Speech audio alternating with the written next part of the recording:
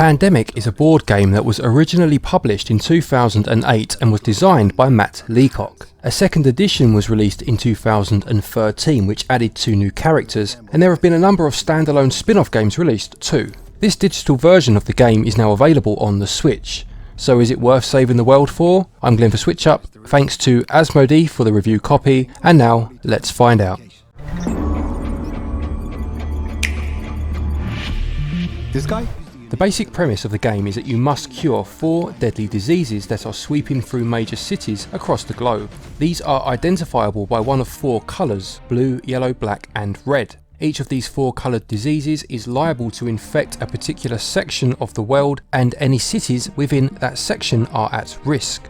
At the start, each player must choose their character, with each of the characters having a particular skill that will make one part of the process needed for curing diseases easier. Working together and using each of the characters' particular talents will make victory much more attainable. I will touch on these skills a little later when I can offer a bit more context for them. The cards are drawn at the beginning of the game to signify which cities have been infected for each of the 4 diseases. An infection to a city is shown by cubes being laid upon them. A maximum of 3 can be laid on any one city at a time. After this has happened, the game starts. Each player can then perform up to 4 actions, with the available actions being shown on a bar at the bottom of the screen. The most basic of these is to move to a new city, with each move counting as one of your actions. If you land on a city with infection cubes on it, you can choose to treat the disease within this city, meaning that the cubes placed against that city will be placed back into the central pot for the corresponding colour at the top of the screen. This is important because if all of the cubes for any one disease are ever on the board at any one time, then that disease will be seen as widespread and you will have lost the game. Consistent management of the cubes by treating them when the numbers are dropping too low is essential. At the end of your turn, you will be dealt a number of cards with the names of some of the cities on them. You will need to collect a set of 5 of one colour at one time to be able to cure that particular disease. Once you have a set of 5, you must make your way to a research station and use the cure action. Doing this for all 4 diseases will win you the game. Of course, there is much more to it than this, as you can exchange a card in your hand to build additional research stations, for example. Not only can you then cure diseases in more places, but you can also fast travel from one research station to another using just one action in the process. You can even swap cards with other players to try and complete sets quicker. There are a few other cards that can be drawn from the pile, such as event cards and epidemic cards. Event cards grant you extra assistance in your mission by way of allowing you to move one player to any city, stop additional cities from being infected for one round, or building an extra research station anywhere on the map. Clever use of these will be of great assistance to your calls. Conversely, epidemic cards will see the rate of infection increase further, and the difficulty setting you choose will determine how many of these epidemic cards are added to the pack at the start of the game. The easiest setting will see just 2 epidemic cards added, whereas the most difficult setting has 6 added.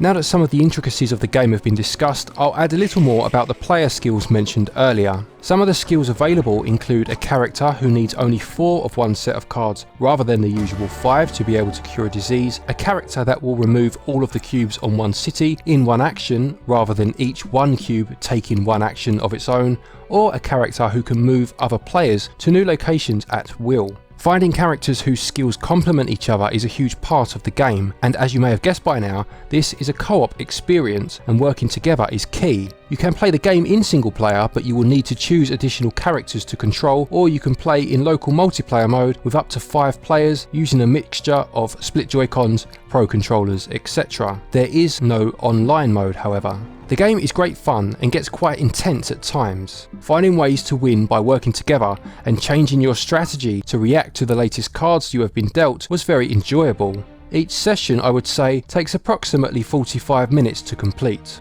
So how does this board game transfer to digital media? Well, for the most part, very well, although there were a couple of issues. I do find the lack of online very bizarre, as this is something that a digital version of the board game could have offered that the board game itself never could, instantly justifying its own existence, but alas, it's not included.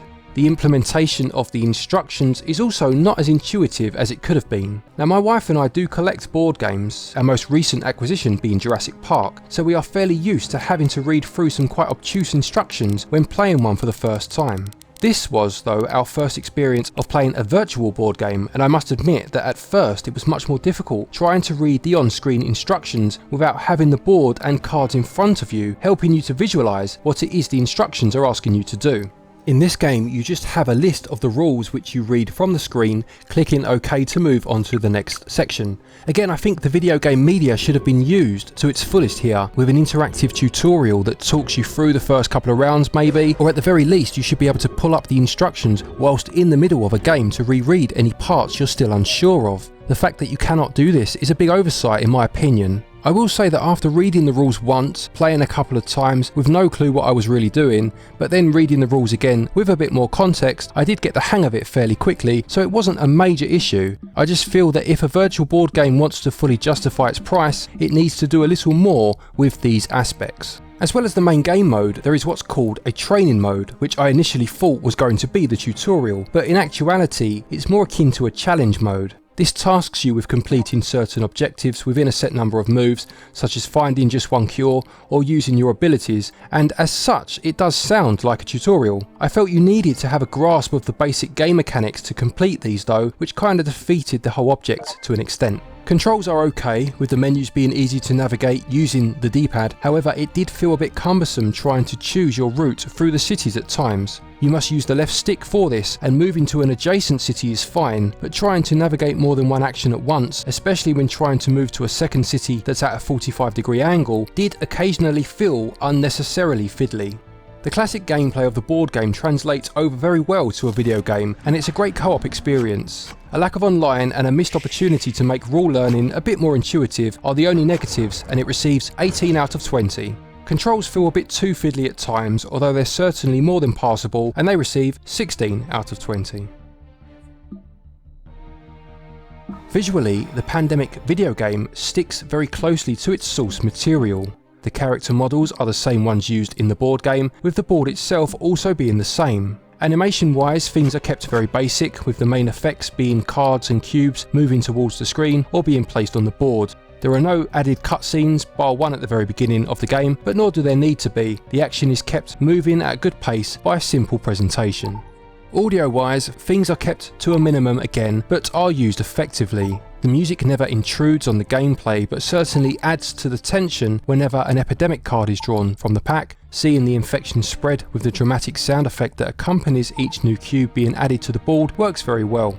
The music becomes louder as the outbreak spreads, your cubes decrease or your player cards dwindle, all ways that you can lose the game, and no doubt your heart rate will increase at these times. Visuals receive 14 out of 20, whilst the audio gets 15 out of 20.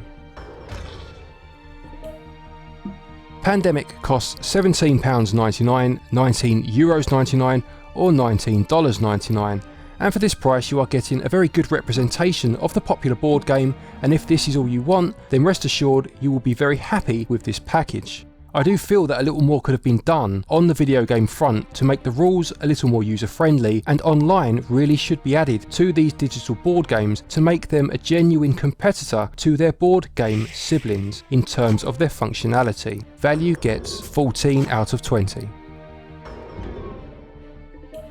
To conclude, if you love Pandemic the board game and want a more practical way to play it on the go, here's the answer. If you love board games and you've never tried Pandemic, it's a fantastic game, and this digital version replicates it perfectly. It's a shame that it doesn't utilise its advantage as a more interactive media a bit more, and in my opinion online should come as standard in any digital board game anyway. The board game itself goes for about £28 here in the UK, and I do think this digital version is about £5 overpriced, but fans of the game will definitely get their money's worth nonetheless in terms of hours spent playing with friends. They'll just need to be in the house with you at the time, at which point it could be argued that you could just get the actual board game out instead.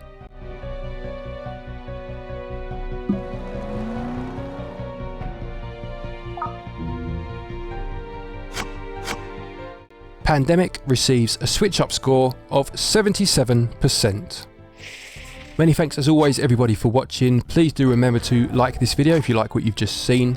A quick thank you to our patrons as always for your continued support. Don't forget you can join them if you'd like to, with the links being in the description below. There is a chance to win a free game each month through our random draw. Another thank you to each and every one of you, as always, for watching our videos. It really does mean the world to us. Take care, and until next time, happy gaming.